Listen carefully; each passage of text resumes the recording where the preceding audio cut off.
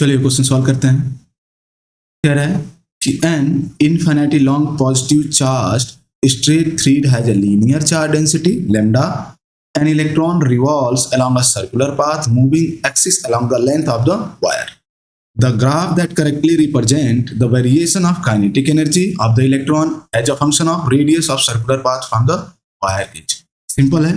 चलो तो हमने एक इनफाइनेटली लॉन्ग पॉजिटिवली चार्ज जो स्ट्रेट थ्रेड दिया हुआ है वो ले लेते हैं। इस पे चार्ज हमारा पॉजिटिव है और इसकी जो डेंसिटी दी हुई है, charge density, linear charge density, वो लैम्डा है। ठीक है, मैं एक सर्कुलर पाथ ले रहा हूँ और इस पाथ पे मान लो हमारा इलेक्ट्रॉन है जो कि रिवॉल्व कर रहा है। ठीक है, तो सर्कुलर पाथ है तो आप देखो ये सेंटर पे है बेसिकली, तो यहाँ से जो इसकी रेडियस होगी ना वो आर ले लो। ठीक है, अब आप यहाँ पे देखो ध्यान से, तो each and every point on circular path जो इलेक्ट्रिक फील्ड होगा, ठीक है, वो हमारा क्या होगा, सेम होगा। ठीक है ना, राइट, ये तो हमें पता है अच्छे से।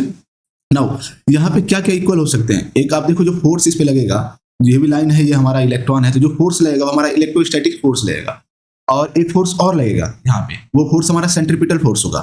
ठीक है ना, तो सर्कुलर पाथ पे जो फोर्स लगने वाला है वो एक तो हमारा फोर्स है इलेक्ट्रोस्टैटिक फोर्स और वो इक्वल होगा किसके, सेंट्रीपिटल फोर्स के। ठीक है, जो इलेक्ट्रॉन और इस लाइन चार्ज के बीच में लग रहा होगा। राइट, तो यहाँ पे हमारा फोर्स क्यू ई होता है, इलेक्ट्रोस्टैटिक फोर्स। नाउ यहाँ आप देखो तो ये सेंट्रीपिटल फोर्स हमारा क्या होगा, half M V square by R, यही होगा ना। नाउ क्यू इलेक्ट्रिक फील्ड कितना होगा, अगर मैं एक पॉइंट पे लूँ यहाँ पी, क्योंकि ईच एंड एवरी पॉइंट पे तो इलेक्ट्रिक फील्ड सेम है ना हमारा, तो पॉइंट पी पे देखो क्या होगा हमारा, क्यू हो गया, इलेक्ट्रिक फील्ड हमें पता है 2k लैम्डा बाई आर होता है। ठीक है, इस लाइन चार्ज के थ्रू अगर पॉइंट पी पे देखा जाए तो इलेक्ट्रिक फील्ड यही होता है, ये होता है हमारा एम वी स्क्वायर आर। यहाँ पे आर से आर हमारा कैंसिल आउट, सो यहाँ से वी स्क्वायर क्या बच गया हमारा, 2k lambda Q by M, यही है। ओके, अब काइनेटिक एनर्जी निकालना है। यहाँ पे काइनेटिक एनर्जी क्या होता है, हाफ एम वी स्क्वायर होता है, तो वी स्क्वायर की वैल्यू यहाँ से रख दो, यहाँ से वी स्क्वायर की वैल्यू रखो 2k lambda Q by M.